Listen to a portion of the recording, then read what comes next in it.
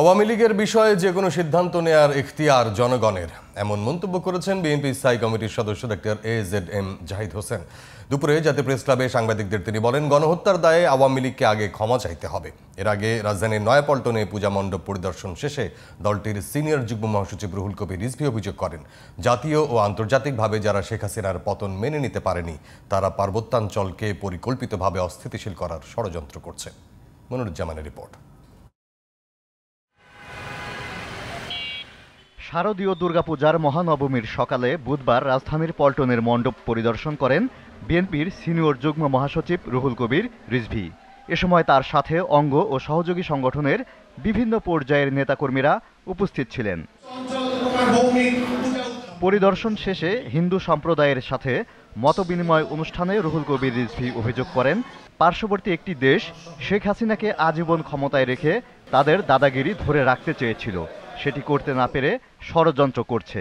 বাংলাদেশকে অস্থিতিশীল করার একটা জাতীয় আন্তর্জাতিক চক্রান্ত, যারা শেখ হাসিনার পতনকে মেনে নিতে পারেনি তারাই এই চক্রান্ত করে যাচ্ছে যে এই দুর্গাপূজার সময় এমন কিছু ঘটনা ঘটাতে হবে যাতে বাংলাদেশের ভাবমূর্তি নষ্ট হয়। যে দেশের হিন্দু মুসলমান একসাথে স্বাধীনতা আনতে পারে একাত্তরে, তারা আবার নতুন করে কারো উপনিবেশে পরিণত হবে, এটা কি কেউ বিশ্বাস করতে পারে দেশের জনগণ? অনুষ্ঠানে অন্য নেতারা বলেন, বিএনপি অসাম্প্রদায়িক চেতনার রাজনীতি করলেও আওয়ামী লীগ সবসময় সাম্প্রদায়িকতার তকমা দেওয়ার ষড়যন্ত্র করেছে।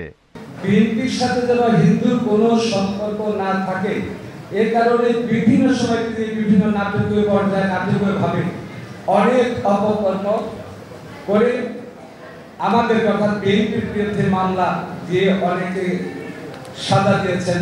এদিকে জাতীয় প্রেস ক্লাবে এক আলোচনা সভা শেষে বিএনপির স্থায়ী কমিটির সদস্য ডাক্তার AZM জাহিদ হোসেন গণমাধ্যমকে বলেন, আওয়ামী লীগ নিয়ে প্রধান উপদেষ্টার বক্তব্যে নতুন প্রশ্নের জন্ম দিয়েছে।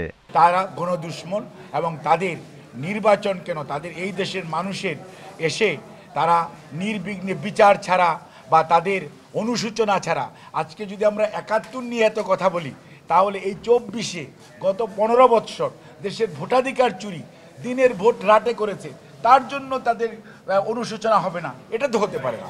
গণহত্যার দায় থেকে আওয়ামী লীগকে মুক্তি দেবে কিনা সেই সিদ্ধান্ত দেশের জনগণের বলে মন্তব্য করেন ডাক্তার AZM জাহিদ হোসেন। কাকে গ্রহণ করবে বা করবে না, এটা জনগণের বিষয়। Moniruzzaman, GTV news, Dhaka.